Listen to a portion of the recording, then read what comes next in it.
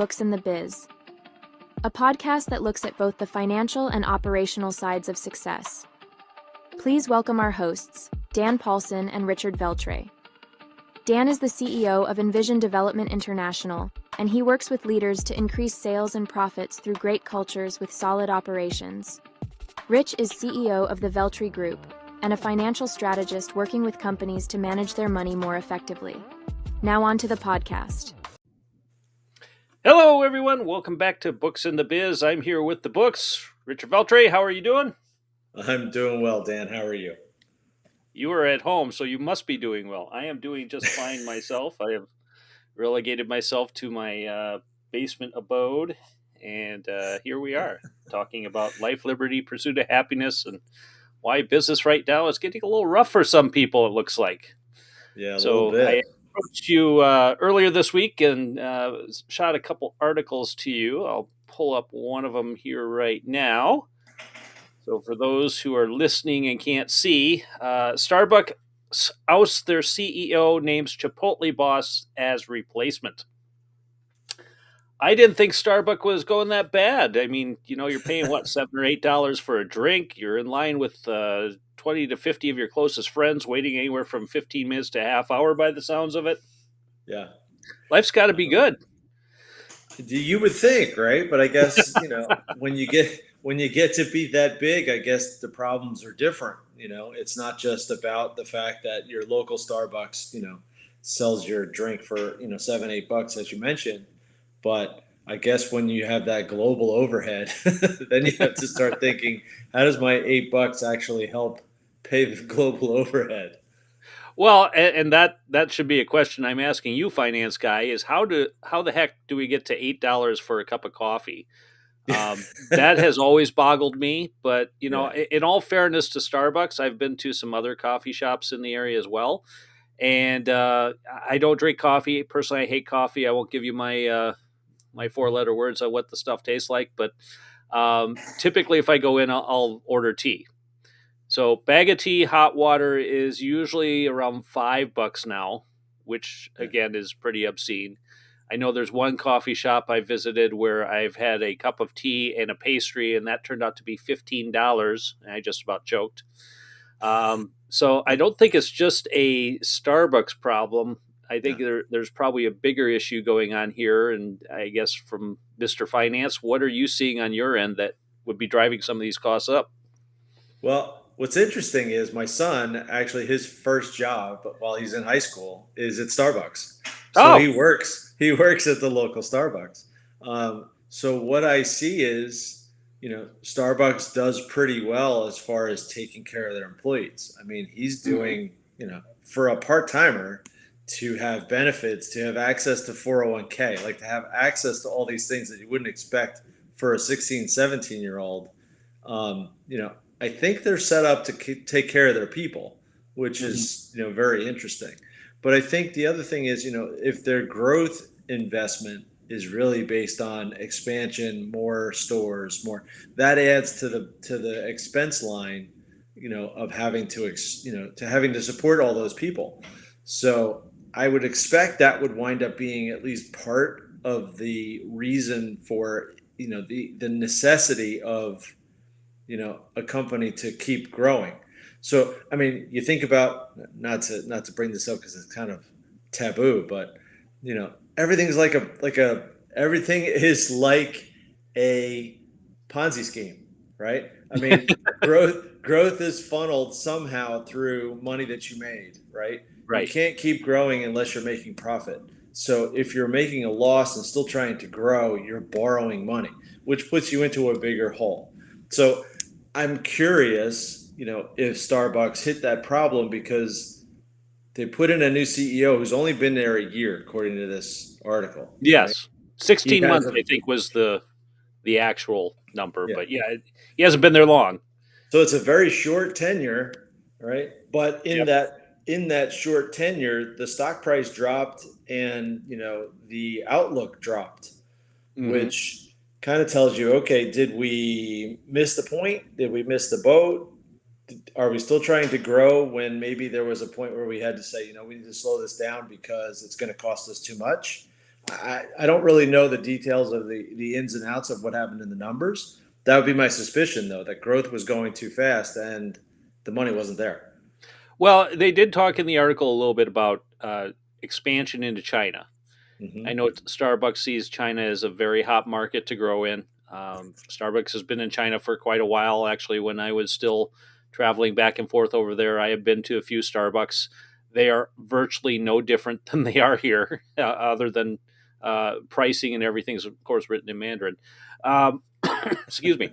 But cost wise, I would think for the Chinese market, comparably $8 here, multiply that times 8, and that's what you're paying in China. So you're paying about 64 yuan for a cup of coffee. Okay. And while Chinese have, there's a number of Chinese that have moved closer to the middle class or moved into the middle class. I'm guessing that even in that economy, that's a bit of a bite to be paying that much for a drink. So I just, I mean, my experience is, especially in overseas market like that, there are plenty of competitors, and I also have been at several of those competitors, and it was a fraction of the cost to get actually as good a quality, or in some cases better quality, Hmm. than you would at Starbucks. I'd also be interested in your take, since you actually do have a direct connection with somebody who works at Starbucks. There's been a lot of talk about unionization, and not to get this political, and to kind of say, well, if Starbucks is treating its employees so good and making all these investments, I mean, because they pay well, from what I've seen, at least around here. What's the push to unionize? Well, my connection to a worker at Starbucks is to a 16-year-old. So the question of the unionization, do I know it's there? Yes. Does Yeah, it matter to him? Probably not. Um, I don't see why he would be the one that, is going to, take up a picket sign and, yay, we need unionization. No, I don't see that. You know, I see him getting the ancillary benefit. I mean, you I don't see it because I remember being younger and being working in a supermarket and you had to join the supermarket union, you know. right, So you made, $50 that week and $1 went to the union, you know what I mean? Like right. something. So if he's gonna get a benefit out of that, okay. Um, I would think though for benefits, etc., it's for the people that are working there full time, who are working there for the Right. next level people. Other than that, I have to look at it like, Starbucks is the perfect place for a, 17-year-old needs an after school job, something where he learns a little bit about the world, adds to what he knows before he goes to college, maybe even works there while he goes to college if he goes Hmm. locally. So who knows? Um, but as far as the unionization goes, I mean, I don't see him being the one who's going to either benefit or not benefit from it. He's just Right. kind of stuck right down the middle. Yeah. But I Yeah. think the full time worker is probably the one that really I could see why they would necessarily be thinking about it or possibly even wanting it. Um, you know, just from the standpoint of making sure that everybody gets treated the same way. Hmm. But I'm not necessarily a you know pro or non. I'm not a pro or con when it comes to Right. unions. I don't really Right. have a choice. I go one way or the other. Doesn't Well, if you're it not like I working don't at have a Starbucks, preference. yep, it probably doesn't matter so much if you're not working at Starbucks. From the operations side, I could see added costs due to unionization. Mhm. Maybe it pushes again for higher wages or more benefits. Those are some of the different things that I've kind of heard through the articles I've read on the coffee shops that have unionized. They've wanted better schedules and typically higher wages for it. Uh, but there's a cost that comes to that. There's a cost that comes with negotiation. There's a cost that comes with arbitration if that becomes an issue. Plus, if you're paying more in benefits because it's now negotiated into their agreement, that also affects it as well. Same with if you now have to adjust their hours. Well, maybe now you have to hire more people because you got to fill certain gaps that you didn't have to do before because of the way the employee structure was. So there's a lot of that, and if you look at over, the last 16 months is when really all that started popping up. So under the new tenure is mostly when we started seeing a lot of this push to unionize, and maybe that is part of the issue as well. I can't Yeah. speak to it personally. I'm again not involved with anyone at Starbucks, but you kind of look at all the different factors that goes into that, and it makes you wonder, what's causing this. I don't remember seeing anything about any major groups of Starbucks closing down. So I think, No. for the most part, any attrition on stores is probably through normal, growth cycles or changes in neighborhood, things like that. Right. But yeah, I'm just kind of wondering if we're seeing something bigger on the horizon here, that maybe those $8 drinks are getting to the point where people are not going to want to spend that money anymore, because I mean, we are dealing with inflation no matter what anyone says, and Yes. it's getting harder and harder to justify certain elective costs, like a $8 cup of coffee versus maybe gas in your car or paying your rent or just getting the basic food necessities Right. over anything else. Agreed. I think the other question or piece of this that I've been thinking about since I read the article, they're they're looking at the new guy coming in, and he has, apparently from the article it says he has a history of being able to bring in innovation that he's done with other brands that have either kept them in a survival, in a better place, and then in a growth place. He specifically had, a successful track record at Chipotle. Yeah, So and for those who are watching the video, or if you want to watch the video, by all means, go to YouTube, and you'll be able to catch us either live now or later. Um, but if you look at the track from Starbucks and Chipotle from basically about the same timeline, Starbucks has been relatively flat. yeah, Growth, there's been some ups and downs. Currently, I would say they're on a downward cycle, where if you looked at Chipotle, yeah, they've had some pretty meteoric growth, especially when their new, now old CEO came on board, which I believe was around 2021, 22, somewhere in there. hmm Or no, Chipotle's Nicole came on in looks like 2018. So he's been around since 2018. They've seen growth roughly around 700% growth from yeah, that point till now. And yeah, Starbucks, their CEO came on in 2023. And for the most part, in that timeline, they've actually lost yep, growth. From yeah, 74% growth in 2023 now to overall cumulative 26% growth. So they've lost about 50% of their growth in yeah. just the past year. Yeah, and the question becomes, to be able in a year or so to be pegging that on the CEO. The question becomes, does the CEO not have a connection? Like, does he not really understand the product? Um, where clearly in Chipotle he knew what he was doing. So when you Yep. go and you look at some of the customer complaints, they talked about, increased prices but smaller size portions. Okay, we hear Yep. that everywhere. Just anyway, so not surprised there, but you know it worked for the chain. It worked hmm for the company. It's making sense. He didn't have a detrimental drop. Now, Starbucks, I know, had increases in drink prices. I don't know that they dropped sizes, but clearly you look at this chart and you say, well, that didn't necessarily work, did it? It costs more, which means you alienated customers, and now we didn't get the growth out of it that we needed to. But we are now known in the market as being, 25% higher in cost Yes. than When you what we were were already before. considered expensive. I Right. mean, at $4 a drink, people were still complaining, but they would suck it up Yeah. and buy it. And these guys, the other thing is about these charts, this is a public company, so you can't hide this. It's not like, Right. oh, well, that's just in my private file. No, this is in public. Like, you're getting this chart because somebody looked it up, on a service. So, Right. your stock market, a lot of the stock market is perception, right? and your stock Exactly. price can go up or down based on what happens. As much as everybody wants to say, well, you go by the financials. No, stock market is perception, and perception right here says people are perceiving Starbucks as not being a good, not being a good risk, not being a good investment. That's what I Exactly. see.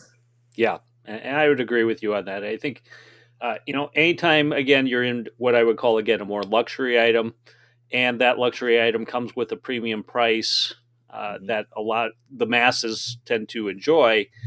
You start eliminating people when that price starts creeping up, and you see other inflationary aspects, rising as well. Because now people, for that same dollar, they have to make a choice. It's not like I can go here and I can go there. It's like I can go here or I could go there. Right. And if going there means that again you can't have dinner that evening or you can't go to the grocery store and pick up goods, Hmm. that affects us. That affects us all. And I think Right. we're seeing this across the board. So I wanted to bring up a couple other things here. Again, we talked about um, Hmm. Boeing. Again, is top of news, and they've been top of news. It seems like for the last 2 or 3 years. Yeah. They definitely have a quality issue, Yeah. and while Airbus, should be handing them the keys, it's really not. Airbus has their own set of problems. It might not be related to Yeah. doors falling off planes or anything like that, but they're still struggling. It looks like. From the operations guy here, they're struggling on the supply side, just getting the components they need. Yeah. And I'm curious, from what you see and what you've read, is this a U.S. versus Europe issue? There's different dynamics going on overseas, obviously, Yeah. and it's really, in my opinion, they haven't come back from COVID yet. They, at least from a market supply side of things, I think there's still some challenges there. I believe there are also some challenges with their energy policies over there. They're not really industry friendly when they're implementing some of the energy policies that they are. And I'm just curious, from a financial side, is that kind of what you would be seeing in the numbers, or what are we missing here? Well, I think aside from reading this article, so anybody who's listening, go ahead and read this article because it's a good article. Um, but I think the other thing is too. I want to say it was Netflix had a documentary on Boeing, which was around the 737 Max crisis when they had Yeah. the airline crashes. And if I was anybody who really wants to understand Boeing and understand the topic that we're talking about today, I would go watch that because that documentary shows that there was an awful lot of criticism of Boeing for the lack of leadership and the allowance of Boeing to be changed from a safety conscious, you know, understanding where they came from and where they wanted to go. There was a Hmm. clear message of this is Boeing and this is our company, this is what we do. But it got to the point where Boeing became more of a capitalist company and it Hmm. became about profit, it became about bottom line, it became about chopping off certain managers and management and losing layers of people that were there that, caused leaks in the quality, leaks in the expectations, leaks in just the overall vision of where the company's going. So the leaks are the problem more so, I think, than anything else. I think the leaks are the problem in that, I used to be one of those flyers who would be like, am I going on a Boeing? I want to be on a Boeing. I don't want to be on an Airbus. I was very much a Boeing guy. Yep. Now I start to wonder, like, Now it's the wait a minute, opposite. guys. There's hatches falling off. I I think I want to know that I'm going to be okay, and there's going to be no, um, uh-oh, Uh, technical issue. you're still there. Okay, as long as I'm I, still there. Oh, there I. I am. Nope, we didn't lose you. Oh, what happened? Something happened on this end. Anyway, so I get a little bit, questionable now because I've seen what they did. You went and wanted to change because you went to the 737 Max and you went to a bigger engine. And in order to do that, you had to put in a computer software program that you didn't tell anybody you put in. Mm-hmm. So, and then said, don't worry about it. Don't tell anybody. It's going to cost too much money to go do that. Wow, bad answer. Bad answer. Okay. But I Well, I think think that that's the other. happens more often than not. The difference is you're not at 30,000 feet when you realize there's a problem. Yeah. There, that to me is the issue right there. I mean, cars do this all the time. They do updates you may or may not know about. You're supposed to know about, but I don't think you always do. But yeah, when there's nothing beneath you and all of a sudden your engines quit, Yeah. it's not the fall that gets you; it's the sudden stop. Yeah. And none of us ever wants to be in that situation. Um, No, no, but not at I all. like what you said. I personally think capitalism is a very good thing. I think for the most part you do as Yeah, well. I do. But when you dishonor your brand as a Yeah. result of trying to make the almighty dollar, do you really get ahead? And I think, whenever we talk about these things, we want to apply them in a way that the average business owner is going to look at this and go, well, why are we talking about Boeing? This has nothing to do with me, unless, of course, you're an aircraft parts builder. Yeah. But if you look at these companies, very large companies, very public companies, you got a great snapshot of why these companies get into trouble. Yeah. And if you look at, your small business saying, well, I got to make some extra money here, so I'm going to cut corners, cut costs. Well, essentially, you're doing the same thing at a more microscopic scale compared to a multi-billion-dollar company like Boeing. Yeah. So be careful what you wish for, because Yeah. the short-term gain might lead to some greater long-term losses. And I would say that's probably where Boeing's at right now, is they're spending millions upon millions of dollars to try and rebuild trust within an entire infrastructure. And I don't know how well that's working right now. Personally, I think they're sucking at it because, there's two astronauts in space that can't get back on their Starliner because that's got issues. Yeah. So it seems like everything Boeing is touching right now is not working Yeah. that well. Yeah, exactly. And then I was reading also that the 777 is now, got questions about structural issues with Yep. it. So you just, wow. That's an awful large number of problems to have to deal with all at once. But these problems didn't happen all at once. And I think that's No, the no, other no. key that we need to get across here, is that this stuff is probably going back 10 years, you think, Rich? Maybe more than that we've kind of seen this progression happen? Yeah, it's definitely, I would say 10 years is probably a good number. Yep. It's probably a good number. But yeah, to your point though, I mean, to really drive this home, I mean, I worked with a smaller company that was doing, orthopedic shoes. Probably heard me talk about it 1,000 times on the podcast. Yes. But when I worked with them, one of the reasons I wound up getting the job was that they hired leadership in the management that didn't understand how the company worked. They were selling orthopedic shoes, so it was for people with foot problems. And they went out and got all these athletes to sign off on pictures showing, we support OrthoFeed. No, I just used their Mm-hmm. name. Okay. Anyway, all right. But what's a orthopedic shoe have anything to do with a sporting person? Somebody who ran in football doesn't have the problems of a guy who can't stand, who's a chef who can't stand at the stove for more than a couple of hours without having pain in his feet. The disconnect there led that company to having a drop because everybody said, you don't know what you're doing. Yeah. You don't have a clue. And then people were making bad decisions. And when management left, we realized how bad the decisions really were. They just didn't have a connection to the company. So here you go again. You're looking at bigger companies that, instead of it being in small millions of dollars, you're probably talking billions of dollars. Mm. So, it affects smaller companies just the same way as it does the bigger companies.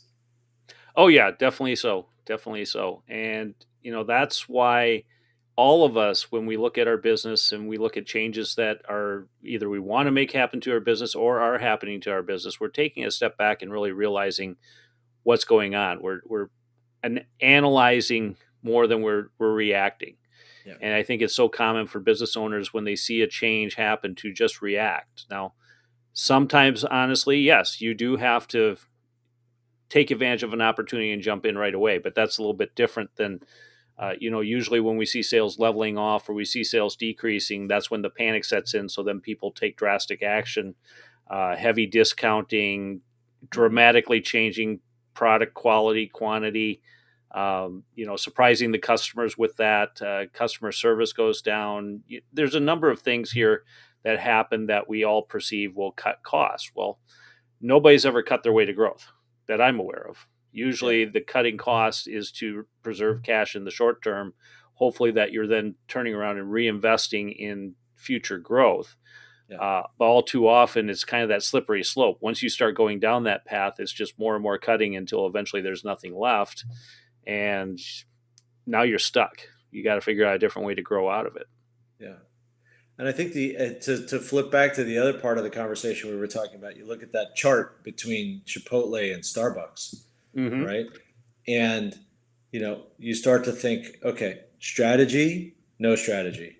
Okay. Strategy is the growth. No strategy is, hey, I'm flat. I'll be here tomorrow, but that's it. So, again, I'm not blaming any of these guys. I'm not in their shoes. I don't know what they see or what they don't see. But you would kind of hope that if I'm looking at that chart, I see that Chipotle is the one with the strategy that, here's what we're going to do that's going to drive growth, where Starbucks didn't have that. And now maybe Starbucks will. So it'd be interesting in a year from now or so, or maybe 2 years from now, we'll look at the chart and maybe it'll be opposite. Maybe Chipotle will go flat and Starbucks will surpass them. That could be. I would say both probably have a strategy, but Mm-hmm. is it a working strategy? I Yeah. think Starbucks' strategy again is tap into foreign markets because let's face it, if you're in any fairly large size community here in the U.S., there's probably at least one Starbucks in your community, if not two, three, four, a dozen. I hate to say how many are in New York City.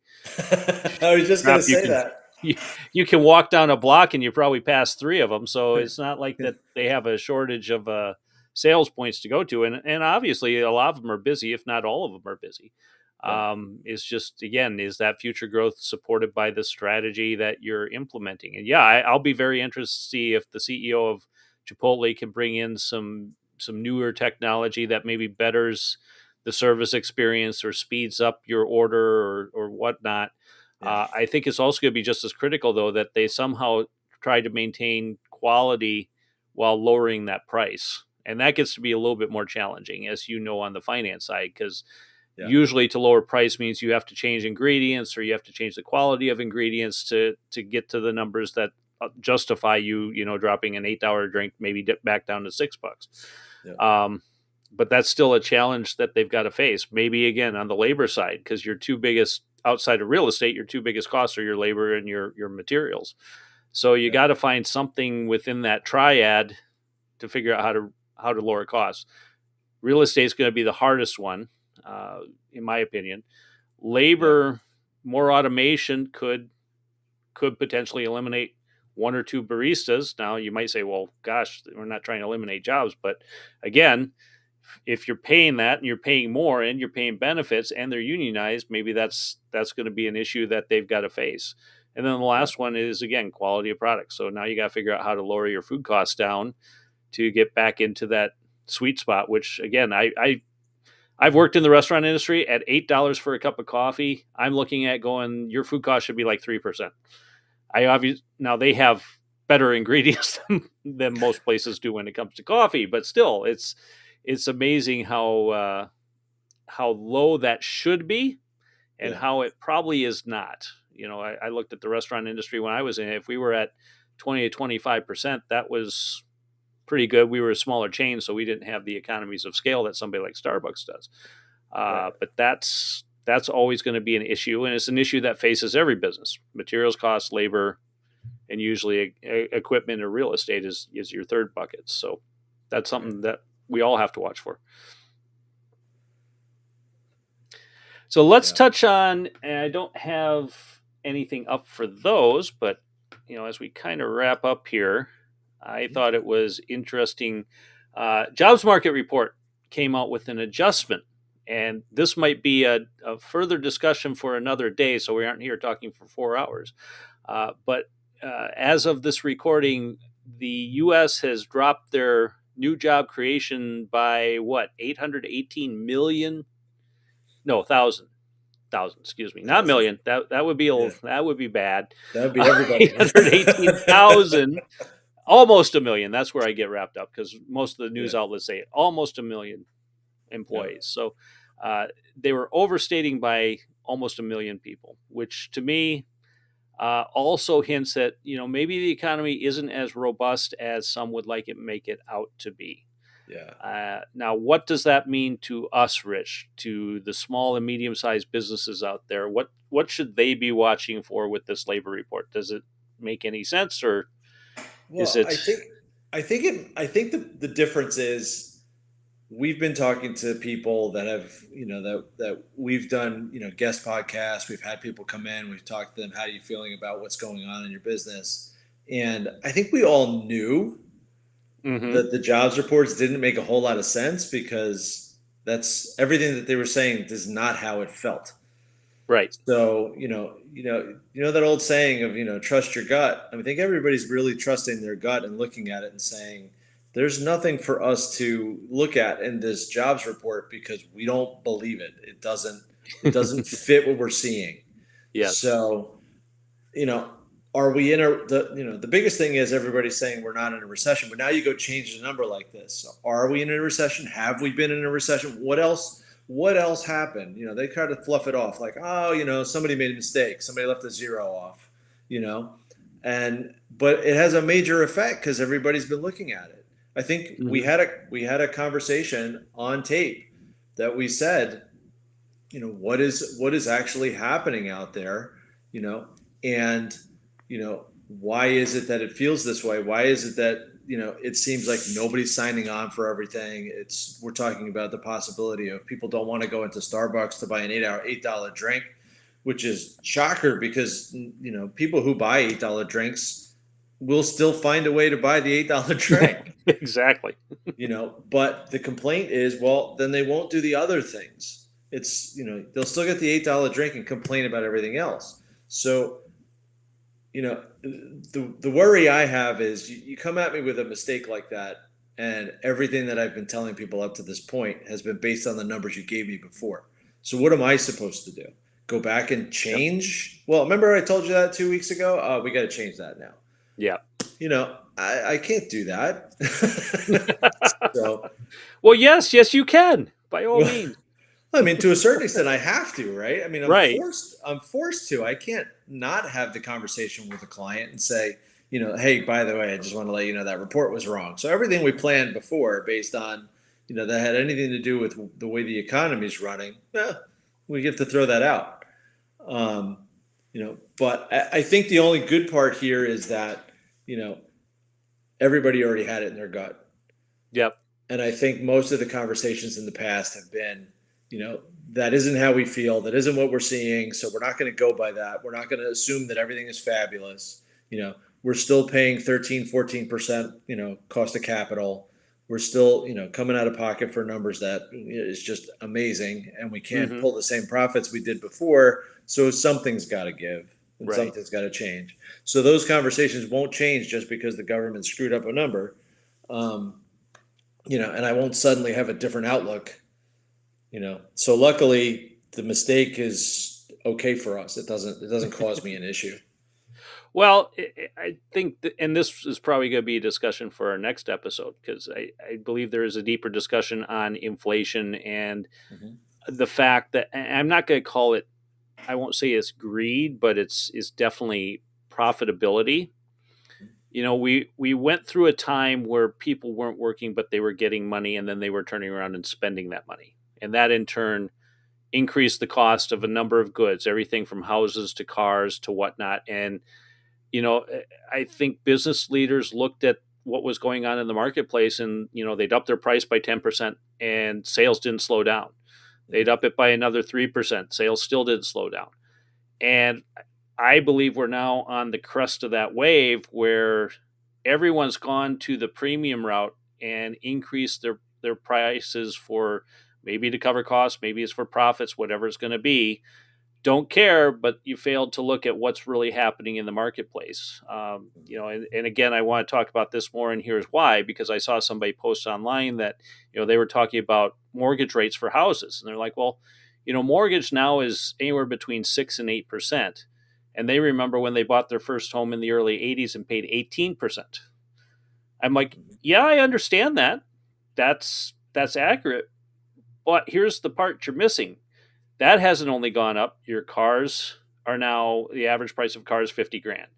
On top of that, your food prices, the things that you buy daily and weekly, have gone up 30, 40% in a lot of cases. I know they'll say, well, it's only been 2 or 3%. No, when you look at what the staples are that people buy, which they don't include in the inflation report anymore, most people are spending 20 to 40% more. So there's a huge difference when you look across the board. It's not just the home interest rates, it's everything across the board has gone up so much that it leaves little room to wiggle. And I think that would be a good discussion for our next. I think that'd be a great discussion because then on top of that, throw one more line, which is the wage growth line. Okay, so cost line's gone up, but the wage growth line doesn't have the same increase. And on top of that, the house that they bought in the 70s is now 10 times more expensive than it was in the 70s. Exactly. So there's definitely, you're not at 18%, but you're paying it on the front loaded end, because now you're paying that equity on that house that was, even 5 years ago was probably $200,000. It's now closer to $500,000. Great if you're selling, not so good if you're buying. Right. Agreed. I think it's a great conversation for the next one. Yeah, let's save that for next week. In the meantime, though, there are some things that we can do to help you. We've kind of been hinting on this in some other podcasts, but we are doing an internal audit report, assessment report. You're looking at the finances. I'm looking at the business side. We come together. I know it's getting to be strategic planning time, so that's why we're bringing it up. Maybe you need some help gathering all that data, especially with what we're talking about today, getting a head start on being proactive towards some of these issues that we know are going to pop up. So you can talk to either one of us about that. It's a great product and it's flat fee, so best way to go. Rich, if they want to ask you about it, how should they contact you? Best way is send me an email at rveltri@veltrigroup.com. Excellent. And if you need to get a hold of me, it's at danpaulsonletsgo.com. Set up an appointment, and both Rich and I will be happy to talk to you about what we can do for you and how we can help you with that report. Rich, thanks again, as always. Thank you. Vibrant, entertaining conversation, at least for the two of us. I don't know about anyone else, but we'll go with it. Sounds good. And we will be talking about inflation next week. So we're preempting you already. Get ready for it. Awesome. All right. Thanks again.